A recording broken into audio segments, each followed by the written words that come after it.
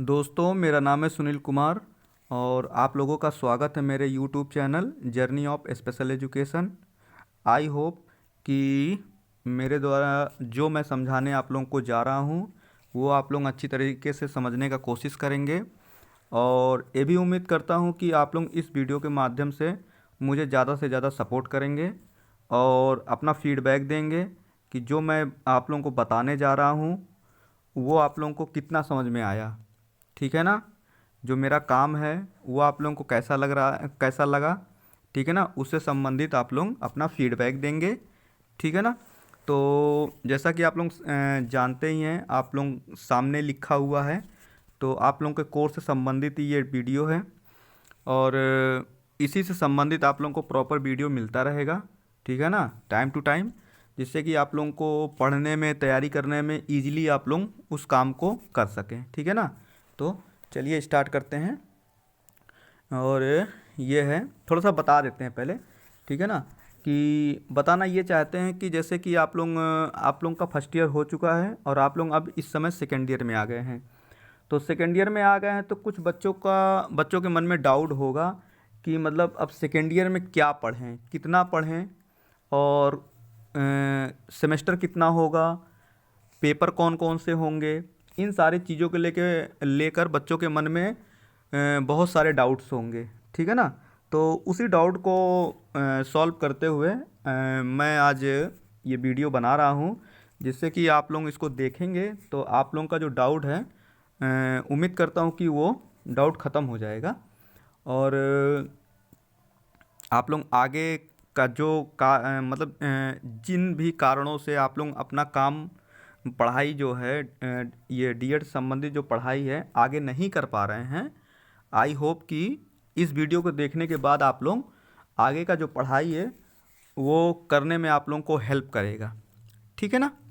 तो मैं बताना चाहूँगा कि आज हम सिलेबस पे डिस्कस करेंगे। ठीक है ना? तो सिलेबस पे डिस्कस ये करेंगे कि मतलब इसमें कितना सेमेस्टर है, कितना पेपर है। और जैसा कि आप लोगों को पता है कि आप लोग फर्स्ट ईयर निकाल चुके हैं। ठीक है ना? फर्स्ट ईयर आप लोगों का निकल चुका है, बीत चुका है और इस समय आप लोगों का सेकेंड ईयर चल रहा है। सेकेंड ईयर चल रहा है तो मतलब आप लोगों को सेकेंड ईयर में कौन कौन से पेपर पढ़ने हैं और कितने सेमेस्टर के अंतर्गत वो सारे पेपर रहेंगे। ठीक है ना? एक बात महत्वपूर्ण है, बताना चाहूँगा कि बताना ये चाहूँगा कि कुछ बच्चे जो हैं, जो कुछ बच्चे हो सकता है कुछ बच्चों के पास सेकेंड ईयर से संबंधित बुक्स होंगे। ठीक है ना? वो जो विभिन्न प्रकार जो डिफरेंट राइटर्स के बुक्स होते हैं, इनसे संबंधित, कोर्स से संबंधित अपने, तो उनके बुक्स होंगे, कुछ बच्चों के पास हो सकते हैं। ठीक है ना कहीं से बच्चे लिए होंगे। तो उसमें ऐसा भी रहता है, बुक में ऐसा भी है कि अकॉर्डिंग टू सिलेबस नहीं दिया है मतलब कि उसमें जो है यूनिट वाइज नहीं डिवाइड किया गया है। ठीक है ना? जो बुक छपा हुआ है, बच्चों के पास अवेलेबल है, उसमें क्या किया गया है, अकॉर्डिंग टू सिलेबस मतलब यूनिट बाय यूनिट नहीं डिवाइड किया गया है। ठीक है ना? जैसे उसमें यूनिट 1 दे दिया गया तो उसके अंदर सब यूनिट दिया गया है। ठीक है ना? तो बुक्स में ऐसा नहीं दिया गया है। बुक्स में दिया गया है टॉपिक वाइज, उसमें लिखा गया है। ठीक है ना? तो इन सारी चीज़ों को ध्यान में रखते हुए आप लोग ऐसा करिएगा कि जब भी आप लोग पढ़ने बैठिए, सबसे फर्स्ट पहला काम आप लोग ऐसा करिएगा कि जो सिलेबस है उसको सामने रखिएगा और बुक का जो इंडेक्स है उसको खोलिएगा। सिलेबस को और इंडेक्स को पहले मिला लीजिएगा। ठीक है ना? मिलाने के बाद उसके बाद आप लोग पढ़ना स्टार्ट करिएगा और मार्क जरूर उसको मतलब इंडिकेट जरूर कर लीजिएगा। ठीक है ना? सिलेबस में जो सब यूनिट दिया है वो, और बुक का जो इंडेक्स है वो, उसमें कौन सा टॉपिक कहाँ पे है, ठीक है ना, उसको इंडिकेट कर लीजिएगा। उसके बाद आप लोग पढ़ना स्टार्ट करिएगा, तभी जाके समझ में आएगा। और आप सोचेंगे कि हम एक लाइन से पढ़ते चले जाएं तो फिर वो कन्फ्यूजन बना रहेगा। फिर आपको ऐसा लगे जब आपका जो बुक्स है वो ख़त्म हो जाएगा तो आपको ऐसा लगेगा कि हमने कुछ पढ़ा ही नहीं है। ठीक है ना? इस टाइप का। ठीक है ना? तो थोड़ा सा मतलब कन्फ्यूजन मन में रहेगा। और सिलेबस को ध्यान में रख के अगर आप सामने रख के पढ़ेंगे, सिलेबस के साथ में लेके चलेंगे, तो फिर किसी भी प्रकार का कोई आप लोगों को डाउट नहीं रहेगा। ठीक है ना, बस यही कहना चाहता था मैं। और बाकी आप लोग जानते ही, आप लोग सब समझते हैं कि कैसे क्या चीज़ मैनेज करना है और कैसे किस सिचुएशन में और किस तरीके से उसको हैंडल करना है, ये सारा सब कुछ आप लोग जानते हैं, क्योंकि आप लोग 1 साल निकाल चुके हैं। ठीक है ना, इसके वजह से आप लोगों को ज़्यादा समझाने का ज़रूरत नहीं है, आप लोग सब समझते हैं। बस थोड़ा सा मेरे मन में आया तो मैंने आप बताने का वो किया है, जिससे कि जो भी बच्चों के मन में डाउट हो, किसी प्रकार का कन्फ्यूजन हो, तो वो दूर हो जाए। ठीक है ना, और वो उस पर प्रोसेस करके अपने काम को आसान कर सके। ठीक है ना, तो चलिए डिस्कस करते हैं सिलेबस के बारे में। तो सिलेबस है कि आप लोगों का 1 साल निकल चुका है, दूसरा साल है। दूसरा साल में जो सेकेंड ईयर है, सेकेंड ईयर में आप लोग पढ़ेंगे 2 सेमेस्टर। ठीक है ना, ऊपर से स्टार्ट करते हैं। ठीक है ना, तो आप लोगों के कोर्स का नाम है डी.एड स्पेशल एजुकेशन, और फिर हेयरिंग इम्पेयरमेंट, और आप लोगों का बैच है 22-24। ईयर कौन सा है? Second year. ठीक है ना, आप लोगों से जब भी कोई पूछे, एक बात ये ज़रूर ध्यान रखिएगा, आप लोगों से जब भी कोई पूछे कि आपके कोर्स का क्या नाम है, तो आपको पूरा बताना है डी.एड स्पेशल एजुकेशन हेयरिंग इम्पेयरमेंट, ये इतना पूरा बताना है। बच्चे क्या करते हैं, एच.आई. सीधे सीधे बोल देते हैं, एच.आई. बोल देते हैं, आई.डी.डी. बोल देते हैं। इस टाइप का आप लोगों को नहीं बोलना है। इस टाइप का आप लोग बोलेंगे तो लगेगा ही नहीं सामने वाले को कि आपका कोर्स क्या है, उसको समझ में ही नहीं आएगा।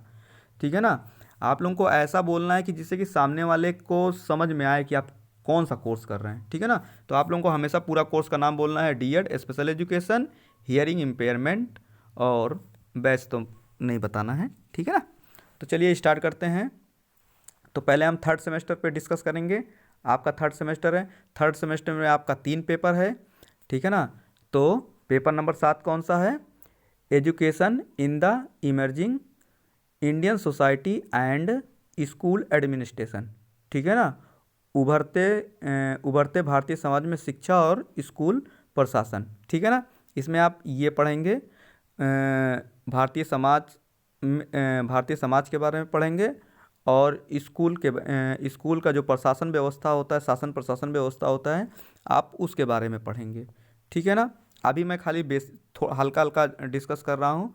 इसके बाद टाइम निकाल के मैं पेपर इस पे मतलब पूरा फुल सिलेबस पे भी डिस्कस करूँगा, 1 बाय 1 पेपर ऐसा करके, या 3-3 पेपर, इस टाइप का जैसा भी कंफर्टेबल रहेगा वैसा मैं करूँगा। ठीक है ना, तो और इसके बाद पेपर नंबर 8 है, आप देख लीजिए, education of children with hearing and speech disability. ठीक है ना, किसके लिए इसमें किसको पढ़ाने का बात किया जा रहा है, किसके लिए शिक्षा का बात किया जा रहा है? वो बच्चे जो बच्चे सुनने और बोलने में अक्षम हैं, उन बच्चों के बारे में शिक्षा की बात की जा रही है। उन बच्चों को पढ़ाना लिखाना है, सिखाना है, और समाज की मुख्य धारा से उनको जोड़ना है। ठीक है, चलिए आगे चलते हैं। और इसके बाद पेपर नंबर 9 है। ठीक है ना, content and methodology of teaching science and mathematics. ठीक है ना, तो किसके बारे में यहाँ पे डिस्कस हो रहा है? आपको कौन सा विषय पढ़ाना है? आपको साइंस मतलब विज्ञान और गणित के बारे में बच्चों को पढ़ाना है। कैसे पढ़ाना है, कौन सा मेथड इस्तेमाल करके पढ़ाना है, ये सारा सब कुछ आपको इसके अंतर्गत बच्चों को पढ़ाना है। ठीक है ना, अब चलेगा सेमेस्टर 4। सेमेस्टर 4 में कौन सा? Inclusive education. ठीक है ना, कौन सा एजुकेशन है? इनक्लूसिव एजुकेशन, जिसको हम हिंदी में बोलते हैं समावेशी शिक्षा। ठीक है ना, तो समावेशी शिक्षा एक ऐसी शिक्षा व्यवस्था है जिसमें सारे भेदभाव को मिटा के सभी प्रकार के बच्चों को एक साथ पढ़ाया लिखाया जाता है, जिससे कि वो समाज की मुख्यधारा से जुड़ सकें और अपना योगदान दे सकें। ठीक है ना, पेपर नंबर 11 है, फैमिली एंड कम्युनिटी, मतलब परिवार और समुदाय। ठीक है ना, क्या है? फैमिली एंड कम्युनिटी, परिवार और समुदाय। परिवार और समुदाय का क्या क्या योगदान रहेगा। ठीक है ना, इसके बारे में हम यही सारा पढ़ेंगे। ठीक है ना, आप लोगों को पढ़ाया जाएगा इसके बारे में। और फिर पेपर नंबर 12 आपका चलेगा content and methodology of science teaching EVS and social science. EVS मतलब इन्वायरमेंटल साइंस या स्टडीज़ होता है, ठीक है ना। तो जो आपको समझ में आए वो आप लोग लगा लीजिएगा। यहाँ पे स्टडीज़ भी आप लगा सकते हैं, ठीक है ना। तो आप इसमें क्या पढ़ेंगे, ईवीएस पढ़ेंगे और प्लस सोशल साइंस पढ़ेंगे, ठीक है ना। मतलब आप लोगों को पढ़ना है, फिर उसके बाद उस चीज़ पढ़ने के बाद सारा सब कुछ सीखने के बाद आप बच्चे के ऊपर मतलब बच्चे को कैसे ये सारी चीज़ें सिखाएंगे, कैसे ये सारी चीज़ें पढ़ाएंगे, कौन कौन सा मेथड इस्तेमाल करके उन बच्चों को आप लोग पढ़ाएंगे, ठीक है ना। तो यहाँ पर देख लीजिए, हिंदी में भी लिख दिया हूँ, इंग्लिश में भी लिख दिया हूँ। ईवीएस और सामाजिक विज्ञान पढ़ाने की सामग्री और पद्धति ऑब्लिक कार्यप्रणाली, ठीक है ना। कैसे आप उसको इम्प्लीमेंटेशन करेंगे, कैसे उसको अप्लाई करेंगे, ठीक है ना। इन सारी चीज़ों के बारे में आप लोगों को पहले सिखाया जाएगा इस पेपर के अंतर्गत। उसके बाद आगे जाके आप बच्चों को पढ़ाएंगे उन सारे तरीक़ों का इस्तेमाल करते हुए, ठीक है ना। तो आप लोगों का सिलेबस हिंदी और इंग्लिश दोनों में कर दिया गया है। जैसा अच्छा लगे, आई होप कि आप लोगों को अच्छा लगेगा और समझ में भी आएगा जिससे कि किसी प्रकार का दिक्कत नहीं होगा। और मैं कोशिश करूँगा कि जो मेन सिलेबस है, ठीक है ना, जो सिलेबस जिसके अकॉर्डिंग आप लोगों को पढ़ाया जाता है और उसको भी हिंदी में करने का प्रयास करूँगा, ठीक है ना। और हिंदी में करके आप लोगों को उसको मतलब आप लोगों तक पहुँचाने का प्रयास करूँगा, ठीक है ना। आई होप कि ये वीडियो आप लोगों को पसंद आएगा। अगर पसंद आता है तो समझ में आता है, पसंद में आता है तो आप लोग इसको लाइक शेयर सब्सक्राइब करिए और उन लोगों को शेयर करिए जिन्हें इनकी ज़रूरत है, ठीक है ना। ऐसे बच्चे जो आप लोगों के कांटेक्ट में हैं, जो मतलब स्पेशल कोर्स कर रहे हैं, जैसे डीएड का जो कोर्स कर रहे हैं एचआई से संबंधित, उनके पास शेयर करिए जिससे कि उनको भी ये हेल्प मिल सके, ठीक है ना। तो चलिए इसी के साथ वीडियो को समाप्त करते हैं। जय हिंद, जय भारत।